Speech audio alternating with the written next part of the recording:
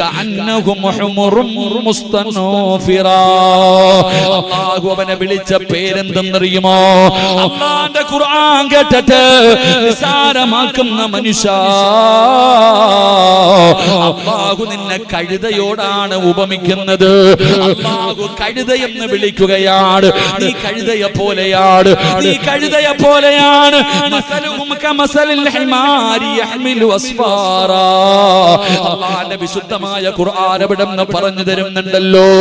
അല്ലാഹുവിന്റെ പരിശുദ്ധമായ കലാം കേട്ടിട്ട് നന്നാകാൻ കഴിയുന്നില്ലല്ലോ. പടച്ചവനെ കുറിച്ചുള്ള പേടിയില്ലല്ലോ. അല്ലാഹുവേ, നാളെ പടച്ച റബ്ബിന്റെ കോടതിയിൽ പോയി നിൽക്കേണ്ടവനാണെന്നുള്ള ചിന്തയില്ലല്ലോ. എന്റെ പ്രിയപ്പെട്ടവരെ, ഖുർആനിന്റെ ആയത്തുകൾ കേട്ടിട്ട് അതിനെ പരിഗണിക്കാതെ നടക്കുന്ന മനുഷ്യ, നിനക്ക് അല്ലാഹു തരുന്ന നാലാമത്തെ ശിക്ഷ എന്താ? അല്ലാഹു നിന്നെ കഴുതയോടാണ് ഉപമിക്കുന്നത്. അഞ്ചാമതായിട്ട് പരിശുദ്ധമായ ഖുർആൻ, അല്ലാഹുവിന്റെ വിശുദ്ധമായ ഖുർആൻ അവിടെന്ന് പറയുന്ന അഞ്ചാമത്തെ ശിക്ഷ എന്താ? എന്റെ പ്രിയപ്പെട്ട സഹോദരങ്ങള്, മുൻഗാമികൾക്ക് വന്നതുപോലെ, മുൻഗാമികൾക്ക് വന്ന് സംഭവിച്ചതുപോലെ അതുപോലെയുള്ള പരീക്ഷണങ്ങൾ നിന്നെയും തേടി വരുമെന്ന് അല്ലാഹുവിന്റെ വിശുദ്ധ ഖുർആൻ. നിന്റെ മുൻഗാമികളെ പടച്ചവൻ എങ്ങനെയാണ് നശിപ്പിച്ചത്? എന്റെ പ്രിയപ്പെട്ടവരെ, ചരിത്രമറിയുമല്ലോ.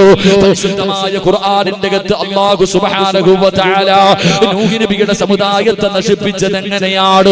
സമൂദിനെ നശിപ്പിച്ചത് എങ്ങനെയാണ്? ലൂത്ത് നബിയുടെ ജനതയെ നശിപ്പിച്ചത് എങ്ങനെയാണ്? പരിശുദ്ധമായ ഖുർആൻ അല്ലാഹുവിന്റെ അദാബുകൾ ഇറങ്ങിയ ചരിത്രം പറയുന്നുണ്ട്. ഒരുപാട് പടച്ചവനെ, ഒരുപാട് പരീക്ഷണങ്ങൾ ഇറങ്ങിയത് ഖുർആൻ പറയുന്നുണ്ടല്ലോ. പടച്ചവനെ, ഇന്ന് കൊറോണ എന്ന് പറയുന്ന ഒരു വൈറസ് കടന്നു വന്നു. ഇന്നുവരെ നമ്മൾ ആരും കേട്ടിട്ടില്ല, ഇന്നുവരെ ഒരു മനുഷ്യനും കേട്ടിട്ടില്ല. അല്ലാഹുവേ, മഹാനായ നൂഹ് നബി അലൈഹിസ്സലാമിന്റെ സമുദായത്തെ അല്ലാഹു സുബ്ഹാനഹു വ തആല തൂഫാൻ എന്ന് പറയുന്ന ജലപ്രളയം